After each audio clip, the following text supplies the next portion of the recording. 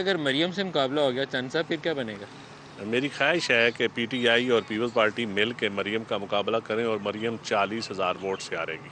40,000 ये वोट मैं से? वो शाहपुर का इलाका है और क्योंकि उन्होंने मैं जो इफ्तिखार गोंदल था पीटीआई का जो बंदा था उसकी एक दिन पहले प्रेस कॉन्फ्रेंस आई जो उसकी बाजू मरोड़ प्रेस कॉन्फ्रेंस थी। मैं उसी दिन दूसरे दिन मैंने एप्लीकेशन दे दी कि मुझे पता है कि मेरा हल्का वो जौहरियाँ थाना उस मेरे अलावा कैंडिडेट जितने भी मजबूत कैंडिडेट थे सब ने बैठ जाना था। तो चंद बाब मुकाबला मरियम, क्या मजा होगा जी इलेक्शन का? इंशाअल्लाह ताला आप दुआ करें।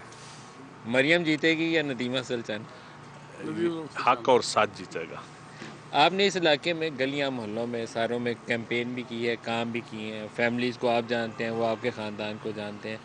पिछले इंतखाबात में आपको कामयाबी नहीं मिल सकी, कहा जाता है कि इस्टेब्लिशमेंट की भी पसंद नापसंद का बड़ा दखल था। इस दफ़ा क्या होगा? देखें जी, अगर तो इलेक्शन होगा